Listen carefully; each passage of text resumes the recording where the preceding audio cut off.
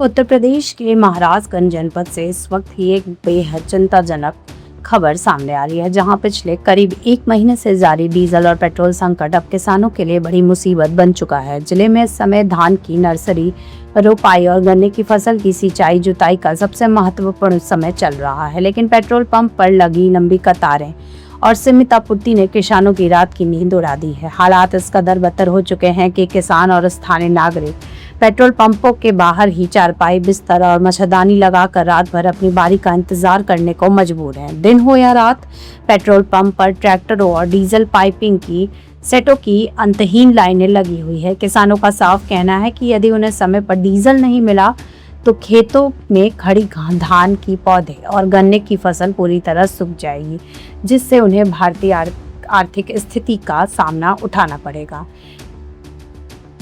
चीनी का कटोरा कहे जाने वाले महाराजगंज जिले के इस ईंधन संकट का असर अब केवल खेती किसानी तक ही नहीं सीमित है, बल्कि इसका सीधा असर परिवहन व्यवस्था, छोटे व्यापार, माल ढुलाई और रोजमर्रा के कामकाज पर भी दिखने लगा है। घंटों लाइन में लगे रहने के बाद भी लोगों को बेहद सीमित मात्रा में ही डीजल पेट्रोल दिया जा रहा है। कृषि विशेषज्ञों ने भी चेतावनी दी है कि यदि इस संकट का जल्द समाधान नहीं हुआ तो आने वाले समय में खाद्यान्न उत्पादन बुरी तरह प्रभावित होगा, जिससे बाजार में चावल समेत अन्य खाद्य पदार्थों की कीमतें आसमान छू सकती है।